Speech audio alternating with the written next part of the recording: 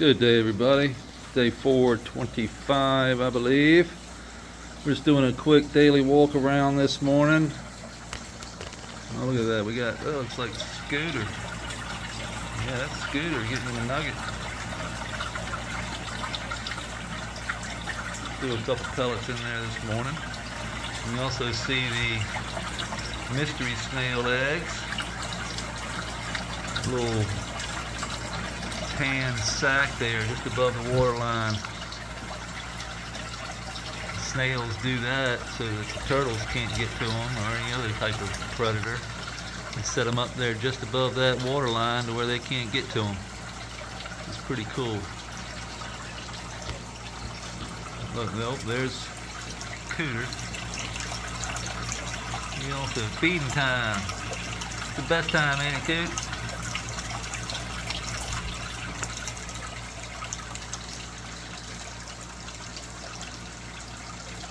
Big old goldfish swimming around, getting his little piece too.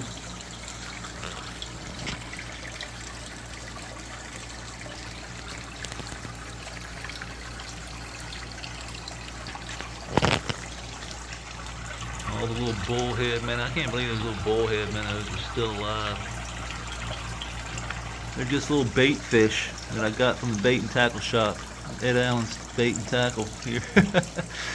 I got all the fish, except all the fish that are in here except for the algae eaters. I got from the bait shop.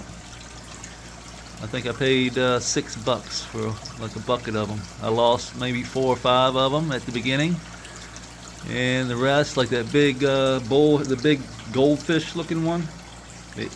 I was told he was a bullhead, but looks like a goldfish to me. Other than the big old bulbous eyes that it has. Got these big old protruding eyes, which makes me think it is a bullhead, just a huge bullhead. You can see this thing is just going crazy, shooting off new.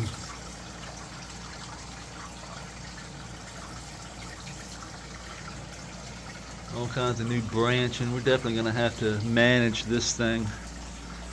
I know they get big. They can get tall because I've seen them down there at the reservoir. That's where this came from, was the reservoir. It just came in with the mulch, with the sand, silt, and clay, and the mulch that we brought in underneath these underneath the moss here.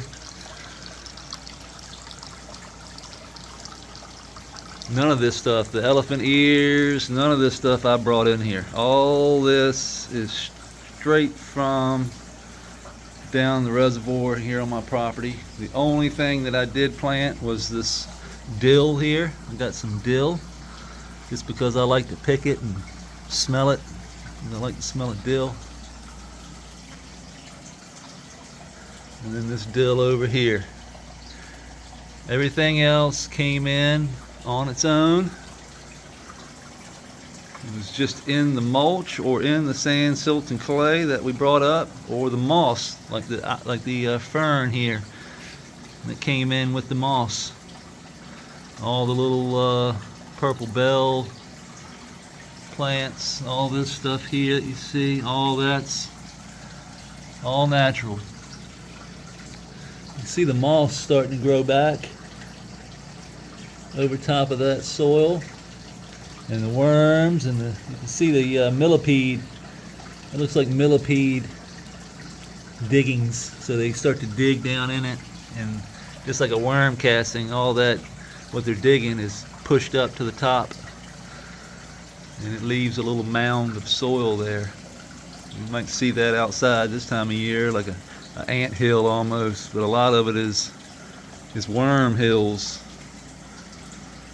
The worms get down in there and push up the soil, and that's really good soil, by the way. So if you find those little mounds of soil out in your yard, it's great fertilizer for your plant. See the autoflower here, it's starting to catch hold. It looks like this one over here started to flower. It looks like it got some spider mite damage, and it started to flower a little bit. Well, I'll say a little bit. It is starting to flower. This one here has not started to flower. That one there did. So it is what it is. That other pot there has got another autoflower in it that we're trying to pop from seed right in the bed. And we've got 3 more, so I planted 4 autoflowers. We've got 1, 2, 3, and the other one's in the bed. We're starting them without the bottom in the pot, and we also look at the mushrooms growing. Mushrooms popping up out of my IMO. And this is this. So just took a handful of that, put it in the pot. You can see some more mushrooms. This is the same stuff. You can see the mushroom. Fungal dominant soil, looks like. Well, IMO 3 anyway. So we have bacteria and fungal, which is key to nutrient recycling. We need that fungal aspect, not just the bacterial aspect. We need both. We need fungal and bacteria. It's the key to regeneration. We got the sand, we got the silt, we got the clay, we got the organic matter, we got the lights pushing down the energy that the plants need. The plant then takes that and photosynthesizes it into carbon chains and pushes that sugar down into the soil, feeding the microbiology, and in turn the microbiology feeds the plants. That is very basic. The basics of the basics. I'm no scientist. I'm not really trying to explain the big words, but I understand the basics of how this thing works. And if you understand the basics, setting it up is key. But once you set it up, and if it's set up the right way, it's on like Donkey Kong. You will not have to do anything but make sure that your fish are fed, your water's topped off, and the water is flowing. As long as it's flowing, we're going to have wicking action.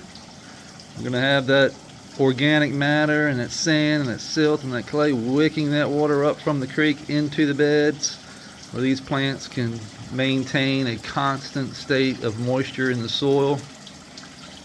That's what this biology needs. All life needs water. So that water gets into the soil, and that's where it gets into all those pores and spaces and crevices in the soil, and that's where all that life is taking hold, and it's using that water to move around and eat things and poop things that the plants can then uptake.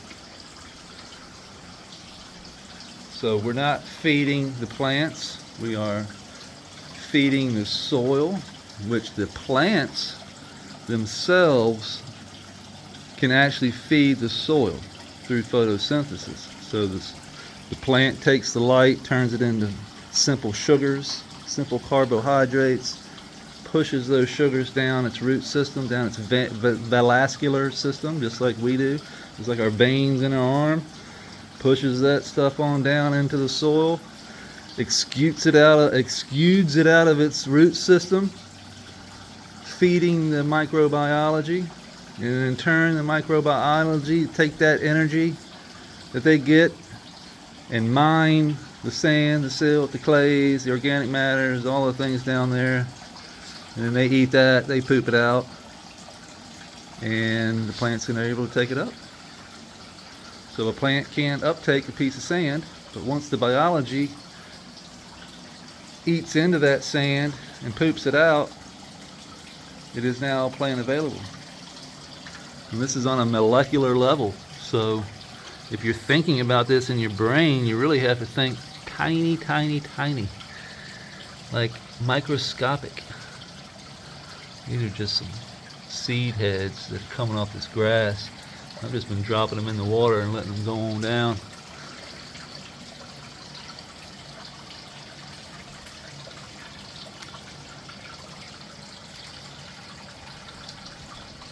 Are those spider mites.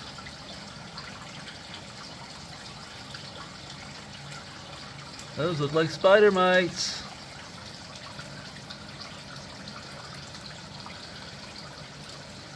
So, let me take this out. And we're just going to take it right on outside and chuck it. No big deal.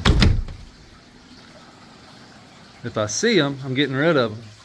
Most of the spider mites and all the pests in here are going to get eaten by other pests. So if they start to, if I see them, that means they're really starting to take over. And we don't want that. We don't want to take over. So if I definitely do see spider mites coming out, tearing up plants, then we will discard that plant. And hopefully, just by discarding it, will allow the beneficials in here to take back over and eat those spider mites before they get out of hand. So we want that balance.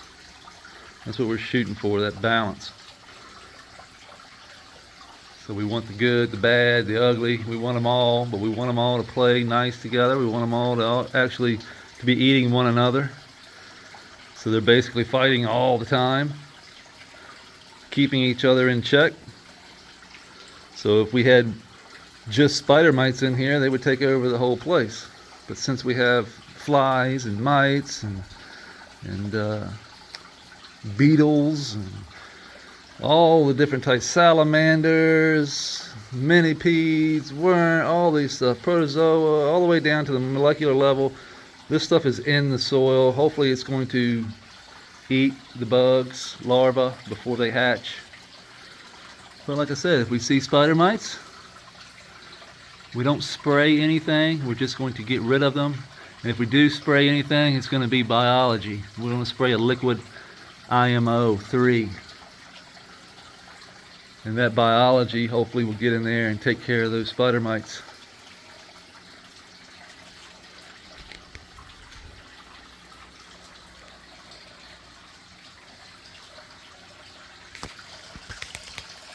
See Cooter.